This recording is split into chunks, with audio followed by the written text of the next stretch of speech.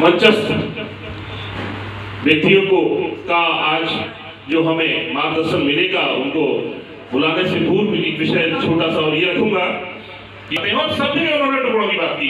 किसी भी बड़े मंच से देखिएगा तो वो बोलते हैं Islam is the religion of peace, लेकिन हम समझने में गलती करते हैं। तो हमें समझना चाहिए। और ये हमारे माननीय योगी आदित्यनाथ जी ने भी अभी ये कहा है कि बांग्लादेश हो या पश्चिम बंगाल हो या केरला हो, सब जगह का डीएनए एक ही है।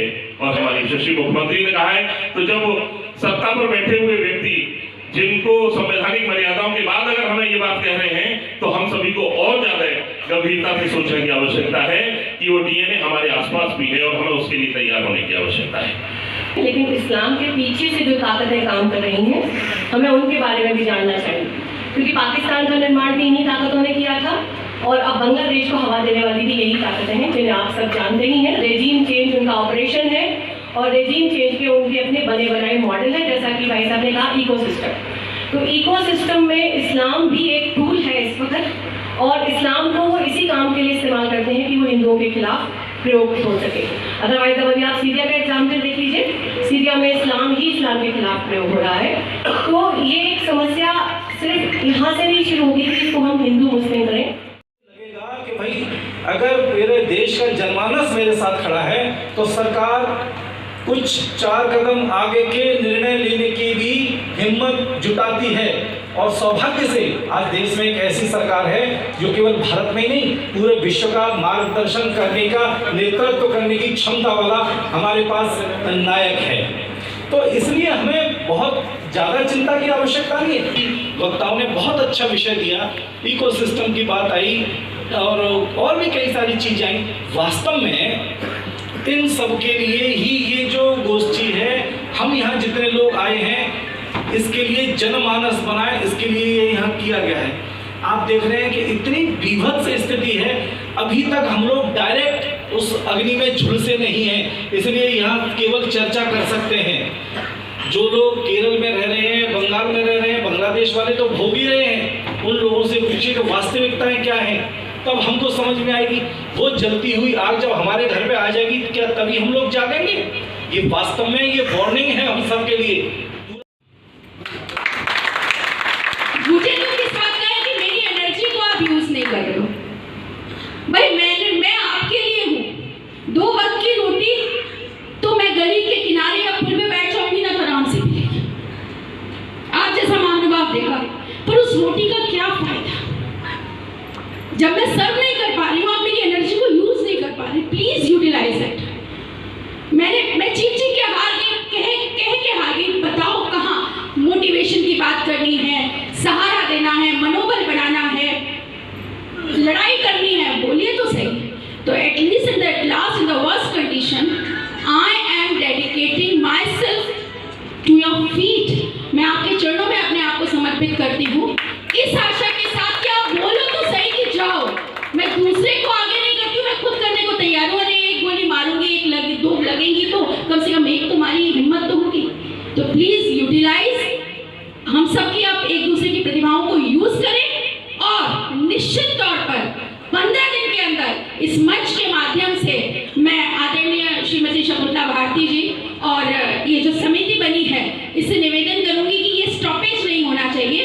अगली बार ये गोष्ठी 2 सत्र में हो, ताकि एक सत्र में सब अपना विचार रखें, रिटर्न में लेके आए बाकायदा, और दूसरे सत्र में उसकी समीक्षा होकर के हम एक परिणाम पर पहुंचे और वो डेलीगेशन वहाँ पर जाए। इसी के साथ अपनी वाणी को विराम देते हुए बहुत बहुत साधुवाद, बहुत बहुत धन्यवाद। और एक बार युद्ध के लिए तैयार होते हुए नारा लगाएंगे, हर हर हर हर भारत माता की जय। बहुत कम हिस्से का प्रयोग डॉक्टर कलाम जी का ये सब उनका वाक्य है, अलग प्रकार का है, वो सब प्रयोग कर पाते हैं। तो मेरा मातृ संगठन हो, माताओं बहनों के छोटे छोटे संगठन चलते हैं, ठीक है, खुशियां मनानी चाहिए, जिंदगी जीने का एक रास्ता होता है। नौजवानों को खेल कूद और बहुत सारे प्रोग्राम करने चाहिए, वो भी एक बड़े बुजुर्गों को जिंदगी में ऐसा सोचते हैं कि नौकरी तैयारी कर लिए, सुकून भरी जिंदगी जीनी चाहिए, वो भी एक जीवन जीने का रास्ता है। लेकिन उससे पहले हमारे सपने, हमारा जीवन, हमारे आने वाली पीढ़ी तो तब है जब हमारा धर्म है, देश है, हम हैं। अगर हमारा धर्म नहीं, देश नहीं, हम नहीं, तो वो सपने, ये बातें, ये ख्वाब, किसी ने बोला है चले जा रहे, बस चले जा रहे हैं, ना मंजिल, ना मकसद, ना तैयारी, जा रहे हैं। और इसके लिए बड़े स्तर की तैयारी चाहिए। वहां एक जमात, उसका तो छोटा सा एक, पूरी दुनिया में बड़े बड़े इस्लामिक स्टेट्स कैसी ट्रेनिंग देते हैं और किस तरह से पूरी दुनिया में दहशत फैलाने के लिए वहां के नौजवानों को कफन बांध के भेज देते हैं। अजमल का साहब यहाँ पे आया, वो इंजीनियर था और भी बहुत सारे थे। हिंदुस्तान के अंदर 9-10 आतंकवादी आ गए। उस समय के सरकार के जो भी लोग रहे होंगे, चौकस सुरक्षा के बीच में भी हिंदुस्तान के अंदर आए। ताज होटल, ओबेरॉय होटल में उन्होंने आतंकी हमला किया, बहुत सारे लोग मारे गए। तो एक छोटा प्लान है उनका, ये कुछ नहीं है। 1000-2000 लोगों का कत्लेआम, नरसंहार कोई विषय नहीं है।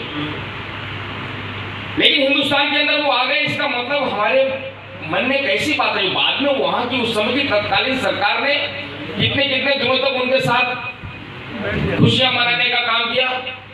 उनके लिए जो को बांग्लादेश में जिस तरीके से बराबर हिंदुओं के साथ अत्याचार हो रहा है और उनकी निर्मम हत्याएं हो रही हैं, मंदिरों को फूका जा रहा है, तो इस संदर्भ में आज ये विचार गोष्ठी प्रबुद्ध जनों की रखी गई है। हमारा मानना है, जो अलीगढ़ में एक समिति बनाई है हमने, बांग्लादेश अल्पसंख्यक सुरक्षा समिति, तो हमारा मानना है कि समाज के विभिन्न वर्गों में ये विषय जाना चाहिए और इस विषय पर चर्चा होनी चाहिए। तो आज ये प्रबुद्ध जनों की गोष्ठी है ताकि प्रबुद्ध वर्ग भी इस विषय को समझे और आने वाला भविष्य भारत का क्या होगा उसकी परिकल्पना यहाँ से दिखाई देती है।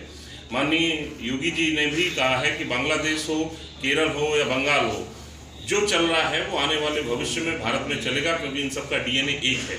उसका भी चिंतन करने के लिए आज इस विचार गोष्ठी का आयोजन किया गया। इस गोष्ठी में किस तरह प्रबुद्ध वर्ग में किन किन लोगों ने भाग लिया है? गोष्ठी में डॉक्टर, अध्यापक और भी जो व्यवसायी गण है वो सभी मौजूद हैं। जो समाज का प्रबुद्ध वर्ग है, जो समाज को किसी न किसी तरीके से प्रभावित करता है, दिशा निर्देश करता है, वो सभी यहाँ पर मौजूद है। आपका शुभ नाम? अशोक पांडे, और जो बांग्लादेश अल्पसंख्यक सुरक्षा समिति है उसका मैं संयोजक हूँ।